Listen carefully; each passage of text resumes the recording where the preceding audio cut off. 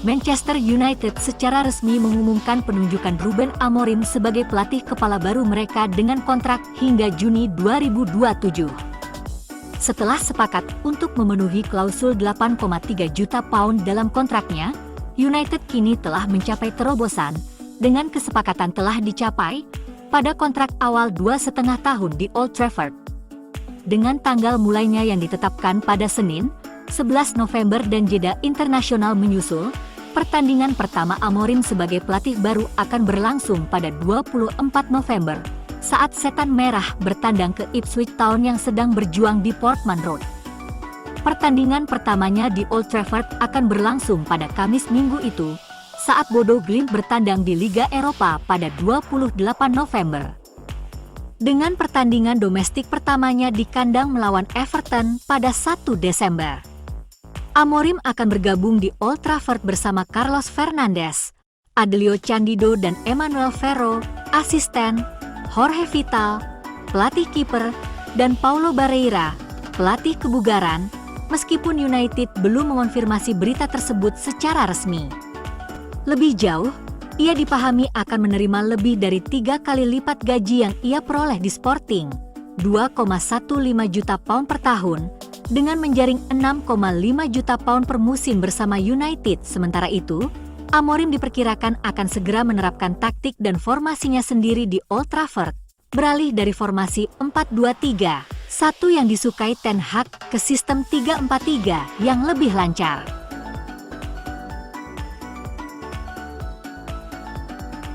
Ruben Amorim adalah satu-satunya kandidat yang secara resmi diwawancarai Manchester United dalam pencarian mereka untuk pengganti Erik ten Hag. Para petinggi klub mengidentifikasi dia sebagai pilihan utama mereka dan bergerak untuk mengamankannya dengan cepat dan diam-diam. Hal itu membuat Setan Merah mengirim delegasi eksekutif ke Lisbon pada hari Senin untuk memulai negosiasi tatap muka dengan Sporting. Mereka juga dikirim untuk menjajaki kemungkinan mengamankan tanggal pelepasan lebih awal daripada periode pemberitahuan 30 hari dalam kontraknya. United dipahami telah sepenuhnya menyadari periode pemberitahuan itu, serta klausul pelepasan sebesar 8,3 juta pound sebelum mereka mengadakan pembicaraan. Klub Liga Premier itu juga telah setuju untuk mengizinkan Amorim tetap bertanggung jawab atas Sporting hingga jeda internasional mendatang. Pada awal jeda internasional bulan Oktober, sekitar waktu petinggi Manchester United mengadakan pertemuan 7 jam yang sekarang terkenal untuk membahas masa depan Erik ten Hag, klub pertama kali mendekati Ruben Amorim. Respons awalnya tidak berlebihan, yang merupakan salah satu alasan ten Hag bertahan dalam pekerjaannya lebih lama dari yang seharusnya. Meskipun banyak orang di dunia sepak bola memperkirakan situasi ini akan terus berlanjut, kali ini ada perbedaan.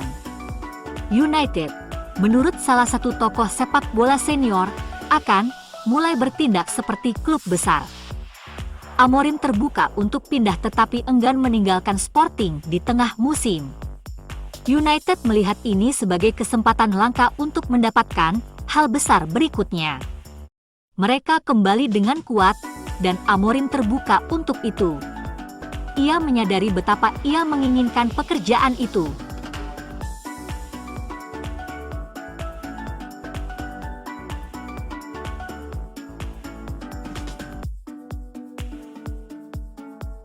Dengan formasi anyar 3-4-3, Amorim akan sangat membutuhkan bek sayap yang mumpuni. Dari pemain yang ada saat ini, hanya Diogo Dalot yang memenuhi kriteria itu.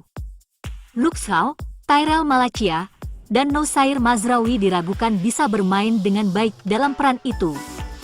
Mantan bek MU, Jaap Stam, menyebutkan ada satu pemain lain yang akan sangat cocok bermain sebagai wingback, khususnya di kiri lapangan.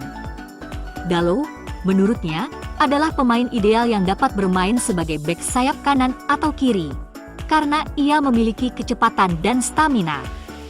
Ia juga memiliki kualitas dalam menguasai bola. Stam memasukkan opsi lain yang tidak terduga ke dalam pembicaraan, yang dapat menghemat pengeluaran United hingga puluhan juta. Anthony, yang masa depannya di Old Trafford bisa dibilang berada di posisi yang paling tidak stabil dibandingkan pemain reguler tim utama manapun. Prospeknya sebagai bagian dari lini depan United mungkin tampak suram. Stam menyarankan bahwa manajer baru mungkin punya ide-ide tertentu. Sebelumnya, Ten Hag memang pernah menempatkan Antony sebagai bek kiri pada beberapa kesempatan. Kurangnya kemampuan menyerangnya mungkin tidak akan menarik banyak perhatian jika posisinya lebih dekat dengan lini belakang.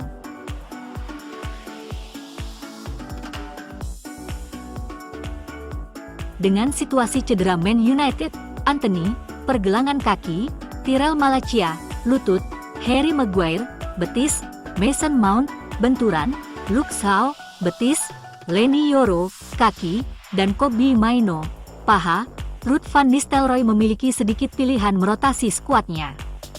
Di menit-menit terakhir sebelum mengalahkan Leicester, Ruud menerima kabar Christian Eriksen menarik diri dari skuad pada hari pertandingan dengan masalah yang tidak disebutkan, dan masih ada tanda tanya yang menggantung di kepalanya untuk kunjungan Chelsea. Pelatih kepala sementara sepertinya tidak perlu membuat perubahan besar pada formula kemenangan dari Piala EFL, tetapi kaki segar Nosair Mazraoui dan Rasmus Højlund dapat digunakan untuk menggantikan Victor Lindelof dan Joshua Zirkzee. Sejak peluit pertama, sementara Andre Onana menggantikan Altay Bayindir di gawang.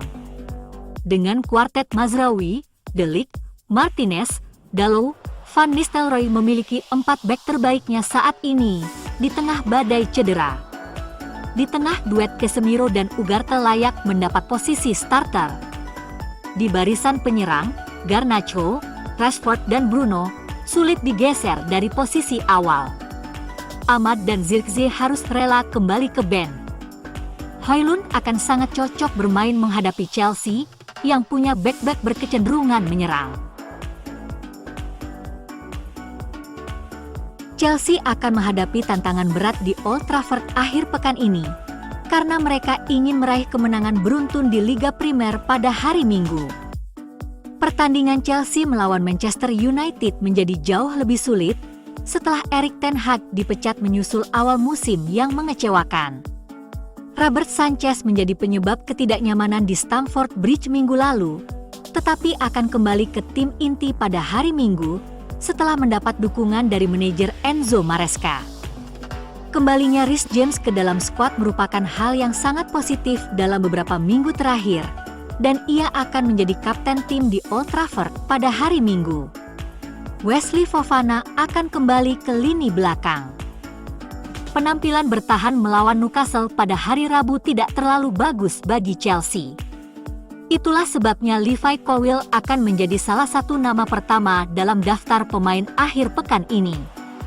Ia benar-benar meningkatkan permainannya di lini belakang musim ini. Maresca akan memanggil kembali Marc Cucurella ke tim Liga Primernya untuk menggantikan Malo Gusto. Pemain yang direkrut seharga 62 juta pound itu berkaki kidal dan menjadi kunci keseimbangan The Blues. Moises Caicedo semakin kuat di Stamford Bridge musim ini, dan tentu saja akan menjadi salah satu pemain inti pada hari Minggu. Ia akan ditemani oleh Romeo Lavia di lini tengah. Ada argumen nyata saat ini bahwa Chelsea lebih baik tanpa Enzo Fernandez di sana. Cole Palmer akan memulai lebih dulu dari keduanya, dan beban kreatif kemungkinan akan kembali jatuh di pundaknya di Old Trafford. Sayap kanan akan diisi oleh Noni Madueke dan Pedro Neto di kiri. Jadon Sancho tidak dapat dipilih karena ia akan melawan tim induknya. Di lini depan, Nicholas Jackson akan berusaha menambah 6 gol dan 3 asisnya di Liga Primer musim ini.